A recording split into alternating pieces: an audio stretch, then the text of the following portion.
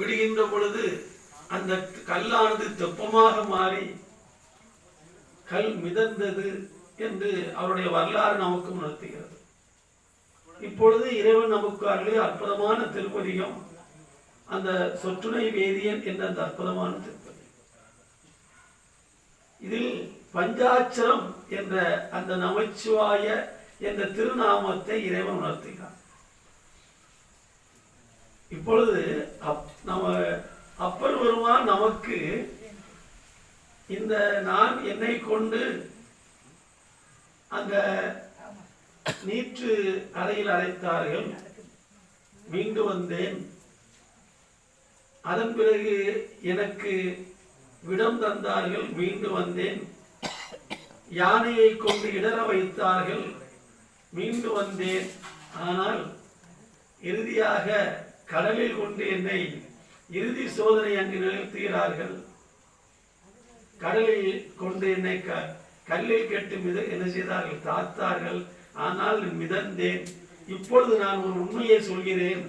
இது எல்லாம் எவ்வாறு நிகழ்ந்தது என்றால் இறைவனுடைய பஞ்சாட்சர மந்திரமாகிய அந்த நமச்சிவாய மந்திரத்தால் நிகழ்ந்தது என்று இப்பொழுது ஒரு உண்மையை நமக்கு உணர்த்துகிறார். என்ன உண்மையை உணர்த்தினார் என்றால், நமச்சிவாயா என்ற அந்த பஞ்சாட்சரத்தை நான் உச்சரித்தேன், அதன் மூலமாக நான் மீண்டேன் என்று அப்ப நமக்கு உணர்த்துகிறார். ஆனால் இந்த பஞ்சாட்சரம் எதை வழங்கும் என்று சொல்கின்ற பொழுது அப்போது அடியிலிருந்து சற்று மாறுபடுகிறார். எனக்கு நமச்சிவாயா என்ற பஞ்சாட்சரம் எனக்கு தேவையில்லை, எனக்கு நாவுக்கரசன் என்ற பஞ்சாட்சரம் போதும். சூக்குமத்தை நமக்கு சொல்கின்றார். குரு சொல்கிறார், நமச்சிவாயா என்ற பஞ்சாட்சரத்தை நீ ஓதுவாயானால் எல்லாவற்றிலும் இருந்து மீண்டு விடலாம் என்று குரு உணர்த்துகிறார். ஆனால் வாஞ்சொல்லையே நான் கேட்க மாட்டேன்டா, குரு சொல்லையே நான் கேட்க மாட்டேன், நமச்சிவாயா என்ற பஞ்சாட்சரம் எனக்கு தேவையில்லை, நாவுக்கரசன் என்பது என்னுடைய பஞ்சாட்சரம். சூக்கமும் நாவுக்கரசன் பஞ்சாட்சரம். இந்த நாவுக்கரசன் என்ற பஞ்சாட்சரத்தை நான் எவ்வாறு உச்சரிக்க முடியும் என்று சிந்தனை செய்தான். இந்த நாவுக்கரசன் என்ற அந்த பஞ்சாட்சரம் என்னை கரைதேற்றும் என்பதை அவன் உணர்ந்து கொண்டான். உடனே செய்தான், அங்கு மோர்பந்தலை வைத்தான், நாவுக்கரசர் மோர்பந்தல். அங்கே ஒரு குளம் வெட்டினான், நாவுக்கரசர். அங்கே ஒரு அன்னசாவடி நிலத்தை வைத்தான், நாவுக்கரசர் அன்னசாலை. எல்லா இடத்திலும் நாவுக்கரசன் என்ற திருநாமத்தை ஊட்டினான். இரண்டு இடத்தில் மட்டும் அவன் செய்ய முடியவில்லை. ஒன்று, அவருடைய பெயரை நாவுக்கரசன் மாற்ற என்று வைக்க முடியவில்லை. ஏனென்றால் அவனுடைய அப்பா வைத்த பெயர் அப்பூதி, எனவே அப்பூதி என்று தொடர்ந்தான். அடுத்ததாக தன்னுடைய மனைவி, அதுவும் அவன் பெயர் வைக்க முடியாது. ஏனென்றால் அது அவனுடைய மாமனார் பெயர் வைத்த காரணத்தினால் அதிலும் இருந்து அவன் என்ன செய்தான், மாறுபட்டான். ஆனால் தனக்கு பிறந்த இரண்டு குழந்தைக்கும், மூத்த குழந்தைக்கு மூத்த திருநாவுக்கரசு என்று வைத்தான், இரண்டாவது குழந்தைக்கு இளைய திருநாவுக்கரசு என்று வைத்தான்.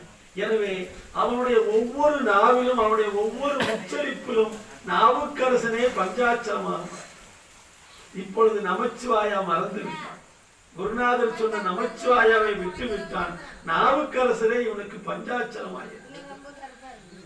இதை விடவும் ஒரு அடியாரை பெருமையை யாருமே சொல்ல முடியாது என்ற முறையில் அப்பூதி அடியன் அற்புதமான ஒரு வாழ்க்கை முறையை வாழ்ந்தான் இந்த திருமண்ணில் என்று நம்முடைய திருமுறையில் நமக்கு சொல்கிறது. இப்பொழுது அவனுடைய நாவில் அற்புதமான ஒரு பஞ்சாட்சரம் நாவுக்கரசனாக மாறினான். அந்த பஞ்சாட்சரத்தின் துணை கொண்டான். இப்பொழுது அவன் வீட்டில் அவனுடைய இல்லத்தில் ஒரு சுபகாரியம் நடக்கின்ற பொழுது யாரும் வர வேண்டிய அவசியம் இல்லை. இங்கு நாவுக்கரையன் ஏன் வந்தான் என்பதை சூக்குமமாக பெருமான் உணர்த்துகின்றான். ஒரு அடியார் வீட்டில் ஒரு இன்னல் வருகின்றது.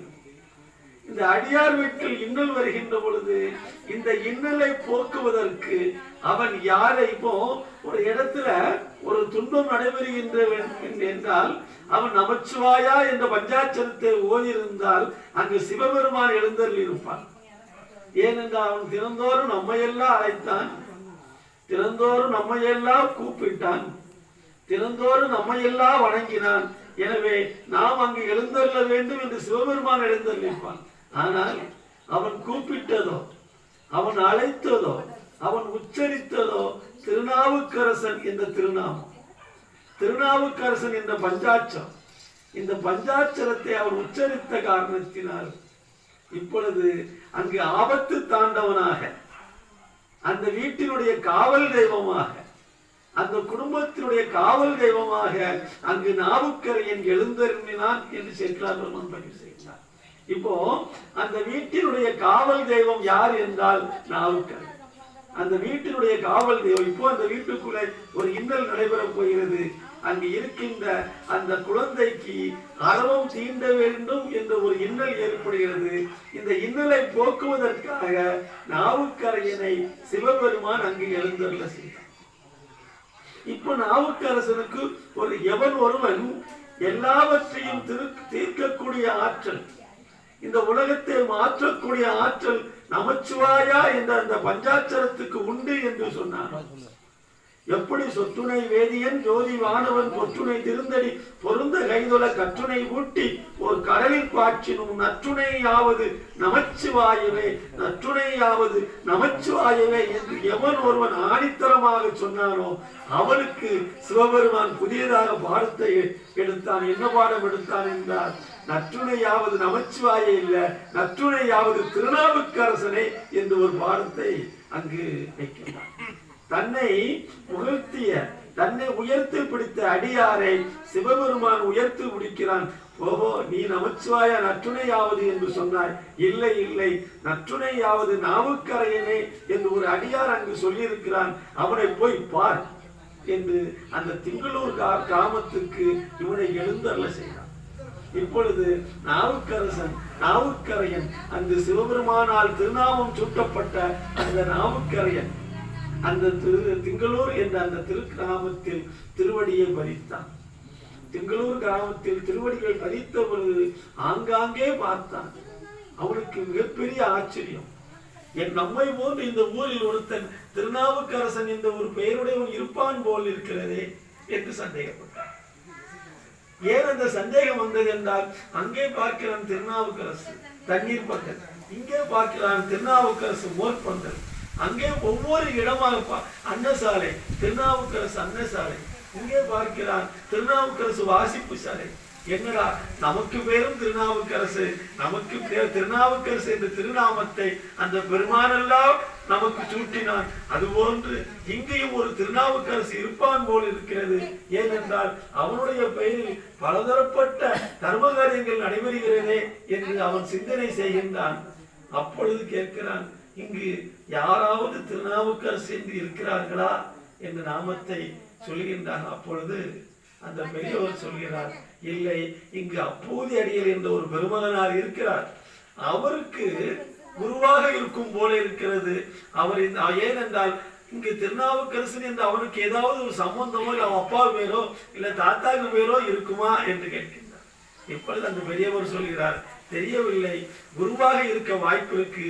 ஏனென்றால் நாங்கள் அவருடைய வாழ்க்கையோடு தொடர்புடைய நாவுக்கரையனை எங்களுக்கு தெரியாது என்று சொல்கின்ற பொழுது இப்பொழுது அவர் அவரை பார்க்க முற்படுகின்றார். அந்த இல்லத்தில் எழுந்தருளுகின்றார். இங்கு எழுந்தருளியது நாவுக்கரையன் அல்ல, நாவுக்கரையனுக்கு சிவபெருமான் பாடத்தை புகட்ட முற்படுகிறார். நாவுக்கரையன்